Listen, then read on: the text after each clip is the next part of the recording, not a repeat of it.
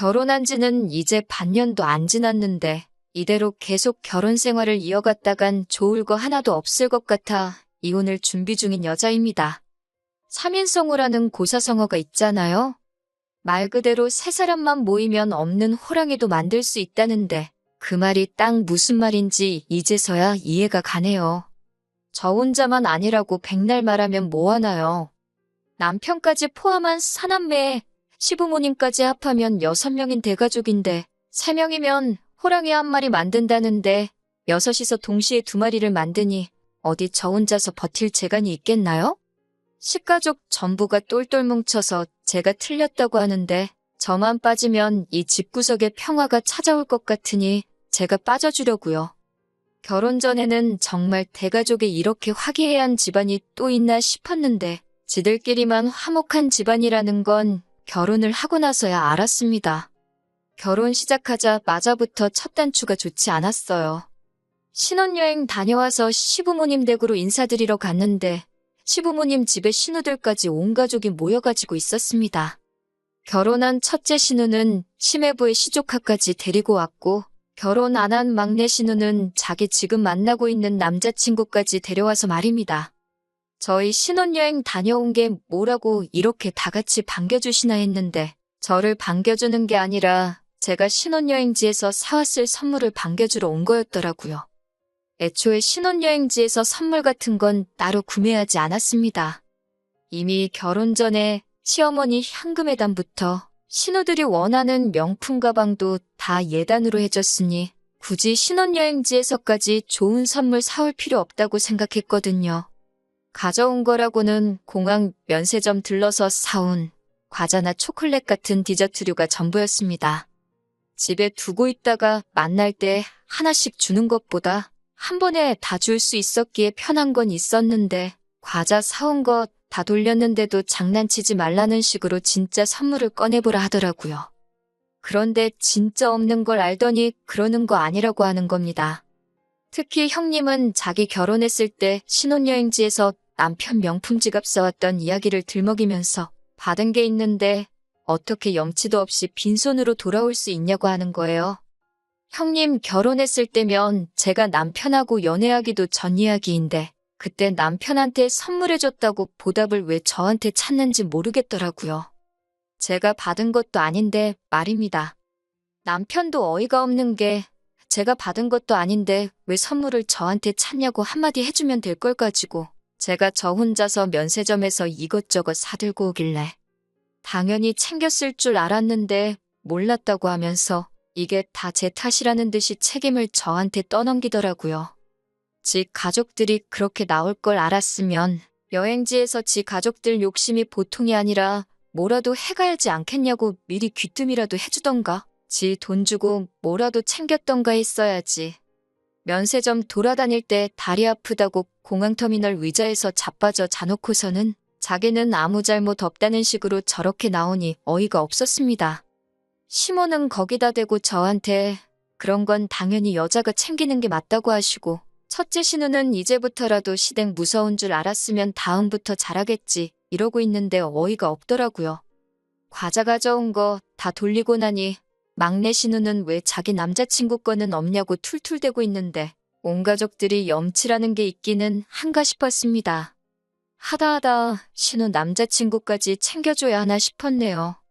나중 가면 아예 사돈의 팔촌까지 챙기라고 할 건가 싶었어요.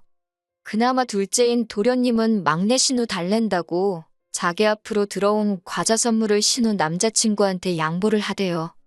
거기까지만 보면 그나마 이 집구석에서 제일 정상적인 사람 대접을 해줄 텐데 그러자마자 저를 쳐다보더니 자기도 여자친구가 있다고 다음부터는 인원수 잘 맞춰서 챙겨오라고 하더라고요. 멀쩡한 사람이라고 오해한 제가 다 한심스러웠습니다. 시아버지는 저한테 제가 맏며느리니 앞으로 집안의 기둥이 될 텐데 식구들 잘 챙겨버릇해야 한다고 말씀을 하셨고요. 어찌저찌 인사는 다 끝내고 신혼집으로 향하는 길이었는데 솔직히 상황이 그 모양인데 집에 돌아가는 길이 당연히 분위기가 좋을 수가 없었지요. 남편하고 대판 싸웠습니다. 이게 무슨 꼴이냐고 자꾸 이런 식이면 나는 당신 가족들하고 절대 잘 지낼 수가 없다고요. 중간 역할 똑바로 해줄 거 아니면 앞으로 시댁에 무슨 일이 있으면 나는 빠지겠다 했습니다. 그리고 네 가족 챙길 일 있으면 알아서 직접 챙기라고 했어요. 제가 뭘 해주길 기대하지 말라고요. 각자 집은 알아서 각자 챙기자고 했습니다. 지금 후회하는 건 신혼여행 돌아온 첫날부터 이렇게 세게 신호를 줬는데 그때 빨리 결정 내리지 못하고 재빨리 정리하지 못했다는 거예요. 남편이 중간 역할을 잘 못하는 걸 고쳐서 쓸 수 있다고 믿었던 겁니다. 애초에 사상부터가 며느리라면 자고로 시가 식구들한테 찍소리도 못한다는 생각을 가지고 있는 놈을 고쳐서 쓰려고 했으니 거기서부터가 문제였지요. 신혼여행 다녀와서 2주일 뒤가 남편 남동생 그러니까 도련님의 생일이었어요. 생일 파티 한다고 시댁에서 모이기로 했는데 시어머니한테 전화가 왔습니다. 무슨 일인가 했는데 시동생 생일 파티하기 전날에 시댁에 와서 하루 자고 가라고 하더라고요. 왜 멀쩡한 신혼집 냅두고 시댁 와서 자고 가라는가는 안 봐도 뻔한 일이었죠. 식구가 많으니 먹는 입도 많다고 음식 준비 혼자서 못하겠다고 하는 소리입니다. 같이 사는 신우도 있는데 시동생 생일상을 며느리인 저한테 준비시킬 심산인 거죠. 회사 때문에 그렇게는 못할 것 같다고 했어요. 시어머니는 퇴근하고 오라는 건데 회사 탓을 하냐며 뭘 하시길래 회사가 요즘 바빠서 야근도 많고 그날은 정말로 밀려있는 잔업을 해야 해서 가지 못할 것 같다 대답했습니다.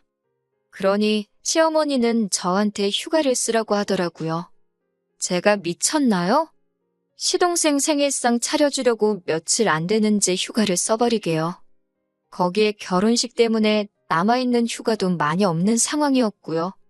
그러니 더욱더 저희 소중한 휴가를 시동생 생일상 차려주는데 쓰고 싶지 않았습니다. 시어머니가 그러면 자기 혼자 어떻게 그 많은 사람 음식을 준비하냐고 하더라고요.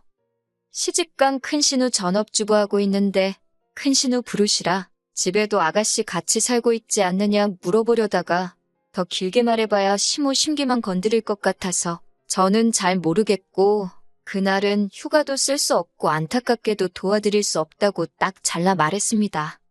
그리고 그날 저녁에 남편하고 같이 집에서 쉬고 있는데 시어머니한테 또 전화가 걸려왔어요.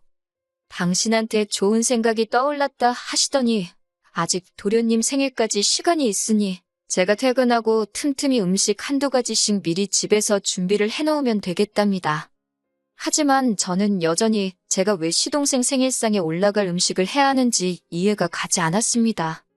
가만 대답하면 이제 앞으로 신우도 둘이나 되는데 신우 생일날도 상 차려오라고 하고 온갖 무슨 날마다 불려다니면서 시가족들 밥상 차리는 사람이 돼버리는 거 아닌가 하는 생각이 들어서 저도 일하느라 바쁘고 집에 돌아오면 아주 진이 빠진다고 그렇게는 못하겠다고 대답을 했지요. 그런데 시어머니가 저한테 서운하다는 겁니다.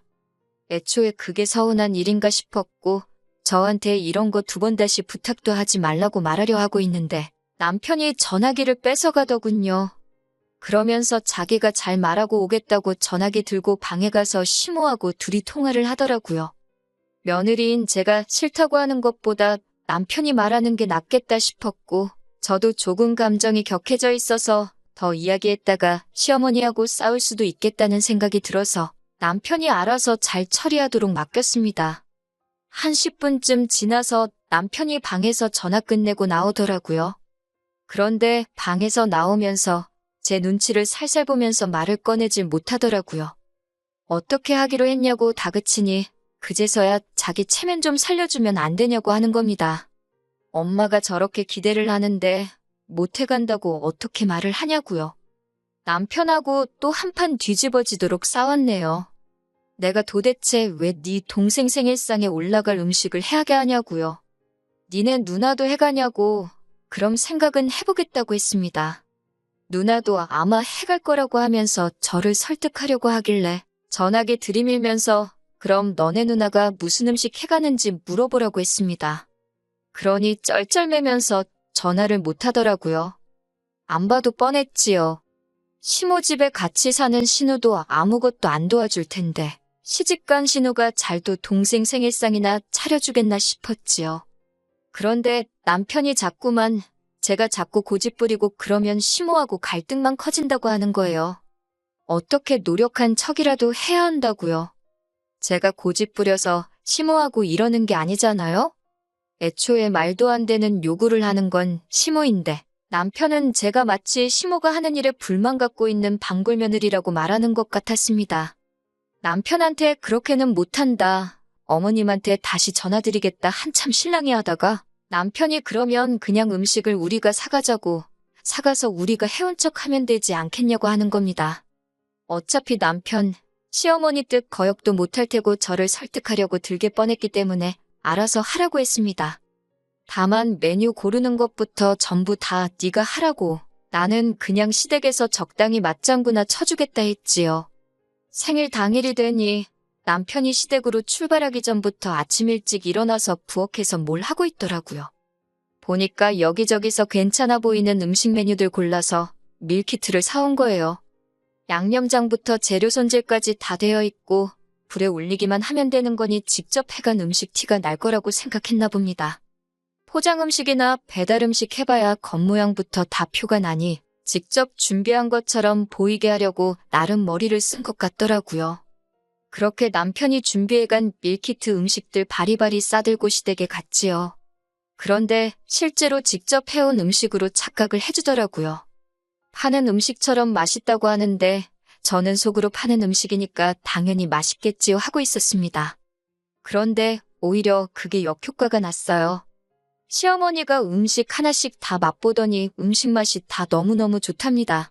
맏며느리 잘 들어와서 다행이라고 하면서 어디서 달력을 꺼내오더니 이것들이 앞으로 있을 온갖 집안 행사라면서 적힌 것들을 읊으면서 그때마다 우리 맏며느리가 음식 준비를 하면 좋겠다고 하는데 아찔하더라고요.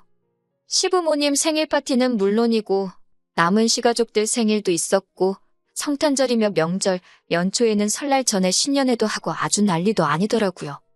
취직 준비하는 막내 신우 자격증 취득 기념 파티도 있고 무슨 날이 있으면 날대로 모이고 아무 날도 아니면 아무 날이나 가져다 만들어서 모이는 건가 싶었어요. 명절 같은 건 몰라도 자격증 취득 기념 파티는 또 뭔가요?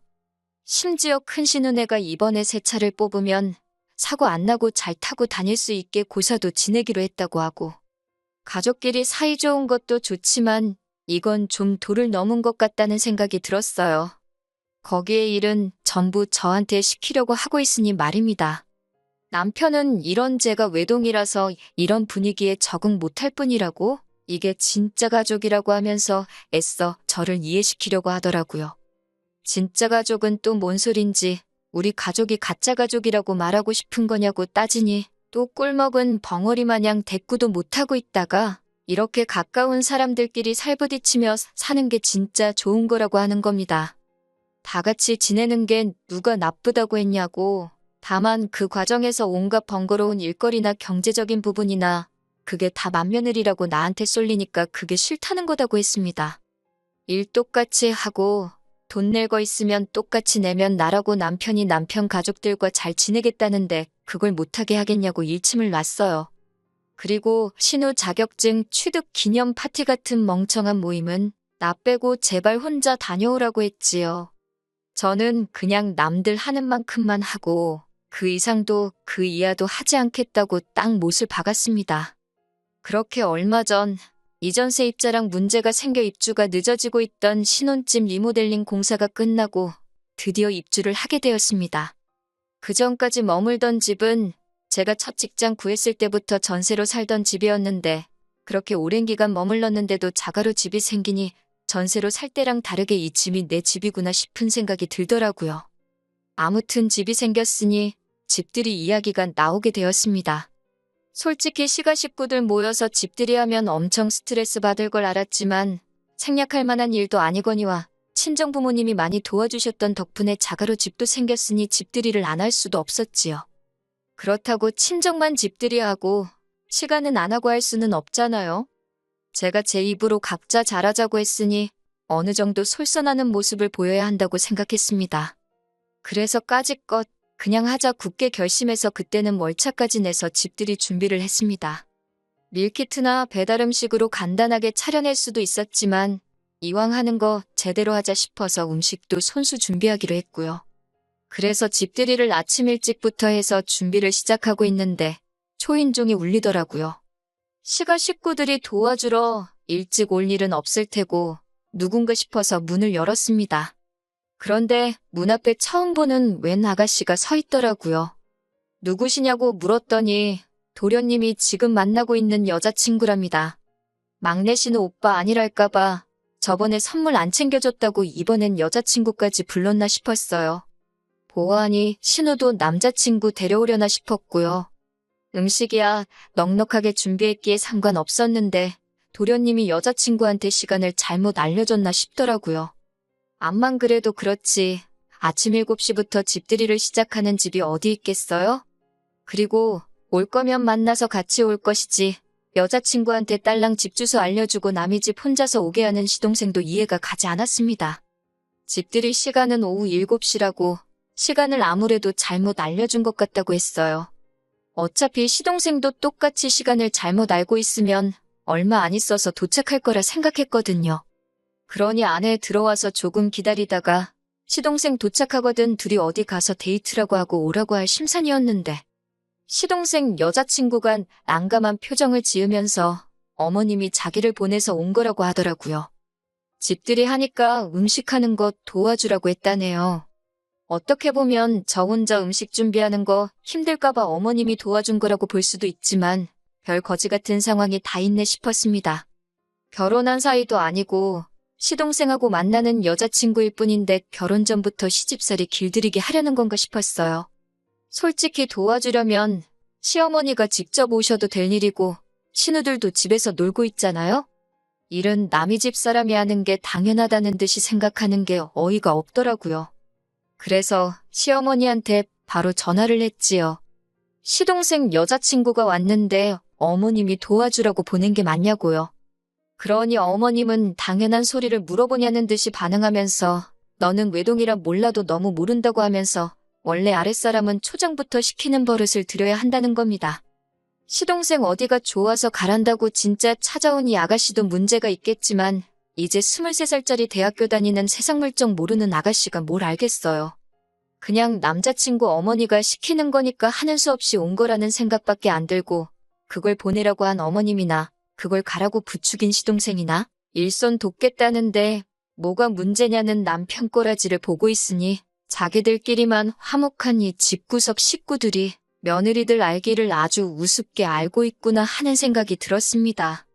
그래도 찾아왔는데 그냥 보낼 수는 없으니 안 도와줘도 좋으니 편히 쉬고 있으라고 했어요. 저녁 시간 돼서 집들이 시작하니까 시가 식구들 한 명씩 도착하는데 집들이라고 손에 선물이라고 들고 온 게 큰 신우가 휴지 하나 사들고 온 게 전부였습니다. 뭐 대단한 선물 바란 건 아니지만서도 말도 안 되는 시댁 행사 강제 참여시키는 건 고사하고 당장 시동생 생일상까지 부탁하던 사람들이 주거니 받거니 하면서 저도 가족의 일원으로 인정해주는 것처럼 보이진 않았어요. 집들이 끝나니까 당연한 듯이 또 시동생 여자친구 시켜서 뒷정리 도와주라 그러고는 지들끼리는 잘 먹었다 하고 뒤도 안 돌아보고 집으로 돌아가더군요. 심지어 자기 여자친구인데도 시동생은 시부모 차 타고 따라서 집으로 돌아갔고요. 이 아가씨도 참 심란하겠다 싶더군요. 뒷정리 도와준다고 옴짝달싹 못하고 있길래 손님이 무슨 일을 하냐고 그냥 돌아가라고 했어요. 시동생한테 가스라이팅을 얼마나 당한 건지 계속 눈치 보고 있길래 오늘 아침 일찍부터 와줘서 너무 고생 많았다고 하면서 아가씨가 우리 도련님이랑 얼마나 깊은 사이고 어떤 미래까지 그리고 있는지는 모르겠지만 아가씨 앞으로 앞날이 창창한데 굳이 도련님하고 꼭 결혼해야겠다는 생각 아니면 일찌감치 헤어지는 게 좋겠다고 했습니다. 지금 나 보라고 나도 결혼한 지 반년도 안 지났는데 벌써부터 회의감을 느낀다고요. 제 말이 끝나기 무섭게 펑펑 울길래 어르고 달래서 집에 보냈습니다. 아가씨 배웅해주고 집에 돌아왔는데 남편은 집들이 끝나고 어지러진 상에는 손도 안 대고 소파에 걸터 앉아서 TV 보고 있더라고요. 안 그래도 도련님 여자친구 보고 생각이 많은데 집안일은 내일이라고 거들떠도 안 보는 남편 꼬라지 보니 우라가 치솟더라고요. 니네 식구 밥 먹은 건데 치울 생각도 없냐고 한마디 하니 남편이 며느리가 돼가지고 며느리 노릇 똑바로 안 하냐고 하는 겁니다. 왜 저렇게 뿔이 났나 했더니 지네 엄마가 신경 써서 시동생 여자친구 불러서 도와주게 시켰는데 며느리가 시어머니 성의를 무시했다는 거예요. 치우는 것도 저랑 그 아가씨랑 둘이서 치웠으면 금방 했었을 텐데 제가 쓸데없이 오지랖을 부려서 보내놓고는 그 아가씨가 할 일을 자기한테 떠넘기냐는 겁니다.